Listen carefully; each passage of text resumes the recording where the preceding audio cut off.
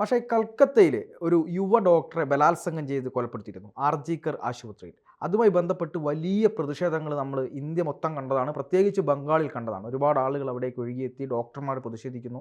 അവസാനം മമതയ്ക്ക് ഇരിക്കപ്പൊറുതിയില്ല എന്ന രക്ഷയിലേക്ക് എത്തുകയും താൻ രാജിവെക്കാം എന്ന് വരെ അവർ പറയുന്ന ഒരു ഇതുവരെ ഇത്തരം ഒരു പ്രതിഷേധത്തിൻ്റെ ചൂട് മമത അറിഞ്ഞിട്ടുണ്ടായിരുന്നില്ല.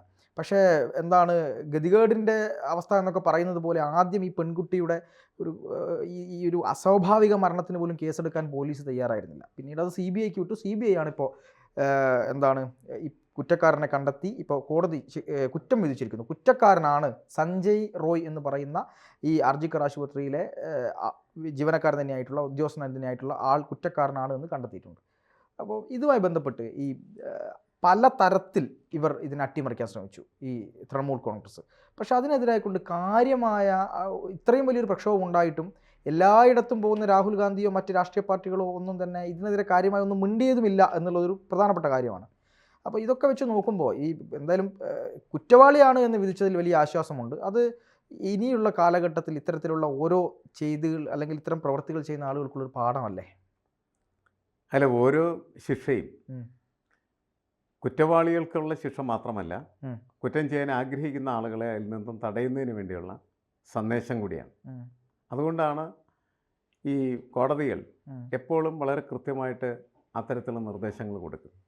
ഇവിടെ നമുക്കറിയാം, നമ്മളുടെ ആശുപത്രികൾ, അത് സർക്കാർ ആശുപത്രി ആയിക്കൊള്ളട്ടെ സ്വകാര്യ ആശുപത്രി ആയിക്കൊള്ളട്ടെ, ഡോക്ടർമാർക്ക് ആവശ്യത്തിന് സുരക്ഷിതത്വം നൽകുന്നില്ല എന്നത് ഡോക്ടർമാരുടെ മാത്രം പരാതിയല്ല, അത് പൊതുസമൂഹത്തിൻ്റെ പരാതിയാണ്. നമ്മുടെ ഇവിടെയും അങ്ങനെയുള്ള സംഭവങ്ങൾ ഉണ്ടായി. ഒരു ഇതുപോലെ തന്നെ ഒരു യുവ ഡോക്ടർ ഇവിടെ കത്തിക്ക് കുത്തി കൊന്നു കളഞ്ഞു, വന്ദനാദാസ്. അപ്പം അങ്ങനെ അതിഭീകരമായിട്ടുള്ള രീതിയിൽ ഡോക്ടർമാർ ഈ ക്രിമിനൽസിൻ്റെ ഇരയായി വരുന്നു എന്നുള്ള ഒരു പ്രശ്നമുണ്ട്. അതിനെതിരെ പോലീസ് എന്താണ് അനങ്ങാപ്പാറ നയം സ്വീകരിക്കുന്നത്? എല്ലാ ജനങ്ങളും ചോദിക്കുന്ന ഒരു കാര്യമാണ്. പോലീസ് കാക്കിയിട്ട് അങ്ങോട്ടും ഇങ്ങോട്ടും കവാത്ത് നടത്താൻ വേണ്ടിയിട്ടാണ് പോലീസ് എന്ന് പറഞ്ഞത്. പോലീസ് ഓരോ കാര്യങ്ങളും ഇടപെടേണ്ട സമയത്ത് ഇടപെട്ട് കുറ്റം ചെയ്യാനായിട്ടുള്ള സാധ്യതകളെ ഇല്ലാതാക്കുകയാണ് അവർ ചെയ്യേണ്ടത്. പലപ്പോഴും അത് സംഭവിക്കുന്നില്ല. നമ്മൾ ഇത് ചർച്ച ചെയ്യുന്ന സമയത്ത് ഈ പറവൂർത്തൽ ചേന്നങ്ങളുടെ വിഷയം എനിക്ക് വളരെ അടുത്ത് നമ്മളെ വളരെ വേദനിപ്പിച്ച ഒരു സംഭവമാണ്. ശരിക്കും പറഞ്ഞാൽ എൻ്റെ വീടിൻ്റെ അടുത്താണ് ഈ സംഭവം നടന്നത്. അപ്പോൾ അതിലും പ്രശ്നം ഇത് തന്നെയായിരുന്നു. പോലീസിൻ്റെ മുന്നിൽ കേസുണ്ടായിരുന്നു ഇയാൾക്കെതിരെ, പക്ഷേ ആ കേസിനെ ഒന്നും ഗൗരവത്തിൽ പോലീസ് എടുത്തിരുന്നില്ല എന്നാണ് എല്ലാ ആളുകളും പറയുന്നൊരു കാര്യമാണ്. പ്രത്യേകിച്ച് അയൽവാസികളായിട്ടുള്ള ആളുകൾ പറയുന്നൊരു കാര്യം, ആ വീട്ടുകാരുമായി ബന്ധപ്പെട്ട ആളുകൾ പറയുന്നത്. അത് ഗൗരവമായിട്ട് എടുക്കുമ്പോൾ അയാളെ പിടിച്ച് എവിടെയെങ്കിലും ജയിലിലിട്ടിരുന്നെങ്കിൽ ഒരുപക്ഷെ അത് നടക്കാൻ സാധ്യതയില്ലായിരുന്നു എന്ന് കരുതുന്ന ഒരുപാട് മനുഷ്യരുണ്ട്. പക്ഷേ ക്രിമിനലിൻ്റെ മനസ്സെങ്ങനെയാണെന്ന് നമുക്ക് പറയാൻ പറ്റില്ല. ഇവരെ പിടിച്ച് ജയിലിലിട്ടാലും ചിലപ്പോൾ ഇവനൊക്കെ ചെയ്തേക്കാം, നമുക്ക് പറയാൻ പറ്റില്ല. പക്ഷേ ക്രിമിനലുകളെ കടുത്ത ശിക്ഷയ്ക്ക് വിധേയമാക്കും എന്ന് അവന് സന്ദേശം കൊടുത്താൽ മാത്രമാണ് അവൻ പല സമയത്തും അവൻ്റെ ക്രിമിനൽ പ്രവൃത്തിയിൽ നിന്ന് ഒന്ന് മാറാൻ, ഒന്ന് കുതിരാനായിട്ട് ശ്രമിക്കുകയുള്ളൂ. അത് സംഭവിക്കുന്നില്ല എന്നുള്ളതാണ്. ഈ ആർജിക്കർ ഹോസ്പിറ്റലിൻ്റെ കാര്യം ഇപ്പോൾ അവളെ കുറ്റവാളിയായിട്ട് പോലീസ് കണ്ടെത്തി, അവസാനം CBI കണ്ടെത്തി. CBI കുറ്റപത്രം നൽകി, കോടതി അയാളെ ശിക്ഷിക്കുമെന്ന് നമുക്ക് ഉറപ്പായി. അയാൾ കുറ്റക്കാരനാണെന്ന് കോടതി കണ്ടെത്തുകയും അത് സമൂഹത്തിന് മുന്നിൽ പ്രഖ്യാപിക്കുകയും ചെയ്തു. സഞ്ജയ് റോയ് എന്നാണ് ആ ജീവനക്കാരൻ്റെ പേര്. അയാൾ ഹോസ്പിറ്റലിനകത്ത് പലതരത്തിലുള്ള ഇടപാടുകളിലും മുഴുകിയിരുന്ന ഒരാളായിരുന്നു. അപ്പം അതുകൊണ്ട് ഈ ഹോസ്പിറ്റലിനകത്തുള്ള ഭരണ സംവിധാനവുമായി ഇടപഴകി നിരന്തരമായിട്ട് അഴിമതി നടത്തിയിരുന്ന ഒരു വലിയ ഗ്രൂപ്പിൻ്റെ പ്രതിനിധിയായിരുന്നു അദ്ദേഹം. കോടിക്കണക്കിന് രൂപയുടെ അഴിമതിയാണ് അവിടെ നടന്നിരുന്നത് എന്നാണ് പറയുന്നത്. അപ്പോൾ അതിൻ്റെ സംരക്ഷകനും അതിൻ്റെ ഗുണഭോക്താക്കളുമായിരുന്നു. അതുകൊണ്ടാണ് അയാൾക്ക് സംരക്ഷണം ലഭിച്ചതെന്നാണ് നമ്മൾ മനസ്സിലാക്കുന്നത്. കാരണം ഇതൊരു വലിയ ശൃംഖലയാണ്, അധോലോക ശൃംഖല. ആ ശൃംഖല സ്വാഭാവികമായിട്ട് ഇയാളെ രക്ഷിക്കാനായിട്ട് പരിശ്രമിക്കുക. അങ്ങനെ പോലീസ് അസ്വാഭാവിക മരണത്തിന് മാത്രം കേസെടുത്ത് ഇയാളെ രക്ഷിക്കാനുള്ള ശ്രമമാണ് ആദ്യം നടത്തിയത്. അത് കണ്ടിട്ട് കലിയിളകിയിട്ടാണ് ഡോക്ടർമാരും അതേപോലെ തന്നെ ആരോഗ്യ സംവിധാനത്തിൽ പ്രവർത്തിക്കുന്ന മുഴുവൻ ജീവനക്കാരും തെരുവിലിറങ്ങി വലിയ പ്രക്ഷോഭമായി. തൃണമൂൽ കോൺഗ്രസിനെതിരെ അതിശക്തമായിട്ടുള്ള പോരാട്ടമായിട്ടത് വളർന്ന് വികസിച്ച സമയത്താണ് മമത പറഞ്ഞെങ്കിൽ ഞാൻ രാജിവെക്കാം എന്ന് പറയുന്നത്. അത്ര നിസ്സഹായാവസ്ഥയിൽ അവരെത്തിച്ച. പക്ഷേ CBIക്ക് കേസ് വിട്ടു. CBI അന്വേഷണം നടത്തി, അന്വേഷണം പൂർത്തീകരിച്ചു. ഇയാൾ കുറ്റക്കാരനാണ്, കൊടും ക്രിമിനലാണ് ഇവൻ എന്ന് കോടതി കണ്ടെത്തി കഴിഞ്ഞിരിക്കുകയാണ് ചെയ്യുന്നത്. അതിനനുസരിച്ചുള്ള ശിക്ഷ അടുത്ത ദിവസം എനിക്ക് തോന്നുന്നു തിങ്കളാഴ്ച വരെയിരിക്കും എന്നാണ് കരുതുന്നത്. അതെ.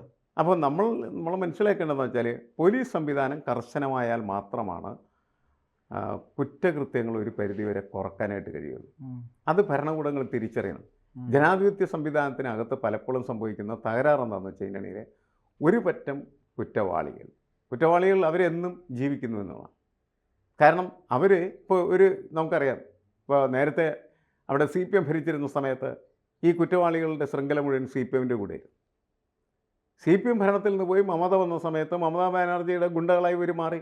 അതായത് ഗുണ്ടകളിങ്ങനെ തുടർന്നുകൊണ്ടിരിക്കും, ഭരണം മാറിക്കൊണ്ടിരിക്കും. അത് ശരിയായൊരു സമീപനമല്ല. ഗുണ്ടകളെ അമർച്ച ചെയ്യണം ഏത് ഭരണമായാലും. പക്ഷേ ഈ ഭരണകൂടം പലപ്പോഴും ഈ ഗുണ്ടകളെ ഉപയോഗിച്ച് ഭരിക്കാൻ നടക്കുന്നു എന്നുള്ളതിൻ്റെ പേരിലാണ് ഇത്തരം വലിയ അപകടങ്ങളുണ്ടാകുന്നത്. കാരണം ഭരണകൂടത്തിന് ഭരിക്കാൻ എന്ന് പറഞ്ഞാൽ ഇഷ്ടപ്പെട്ട രീതിയിൽ ഭരിക്കാനും അവരുടെ കാര്യങ്ങൾ നടപ്പിലാക്കാനും അവർ പ്രയോഗിച്ചുകൊണ്ടിരിക്കുന്നത് പോലീസ് സംവിധാനത്തെ അല്ല, പകരം ഇത്തരം ഗുണ്ടകളെ ഉപയോഗിച്ച് കാര്യങ്ങളെല്ലാം ചെയ്യുകയും അവർക്ക് സംരക്ഷണം കൊടുക്കാനായിട്ട് പോലീസിന് ഉപയോഗിക്കുകയും ചെയ്യും. ആ തരത്തിലുള്ള വളരെ വൃത്തികെട്ട സമീപനത്തിൻ്റെ ഒരു റിസൾട്ടാണ് നമ്മുടെ പൊതുഭരണ സംവിധാനം മുഴുവനും തകരാറിലാകുന്നതിന് കാരണമായി തീരുന്നത്. എല്ലായിടത്തും അത് സംഭവിക്കുന്നുണ്ട്. അത് തിരുത്തണം. എപ്പോഴും ജനങ്ങൾക്ക് ഇങ്ങനെ തെരുവിൽ തന്നെ ജീവിക്കാൻ പറ്റില്ല.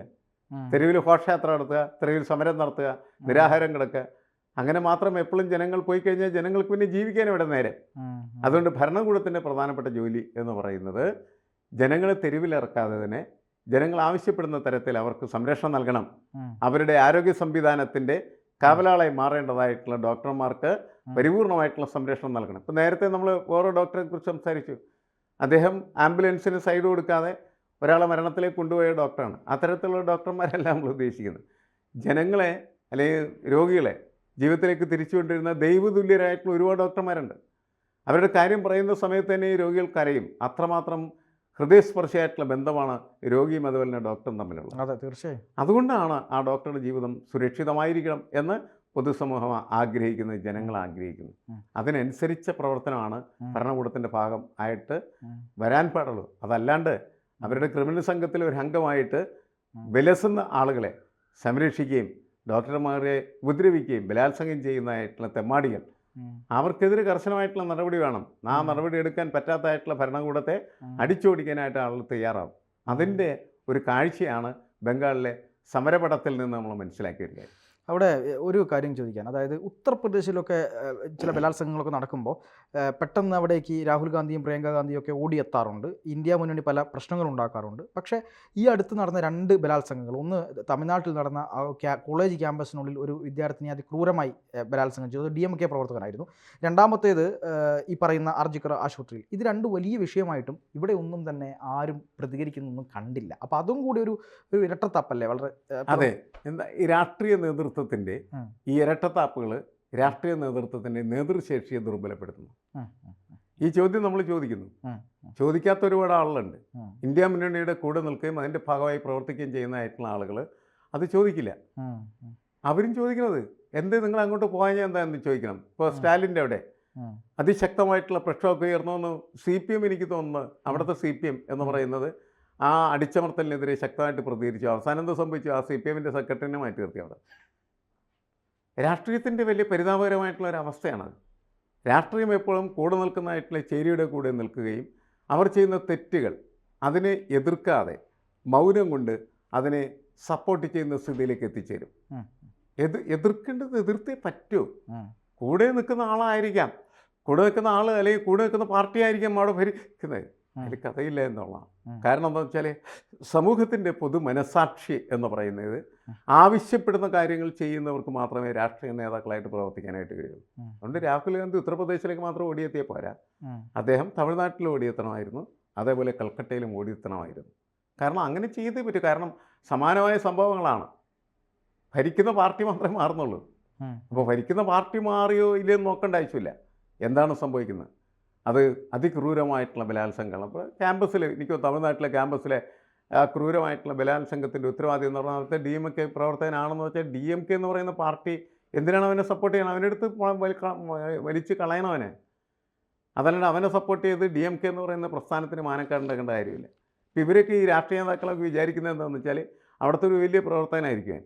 അവനെതിരെ തിരിഞ്ഞിട്ടുണ്ടെങ്കിൽ അവിടെയുള്ള മുഴുവൻ DMKക്കാരും ഒഴുകിപ്പോകുന്നു.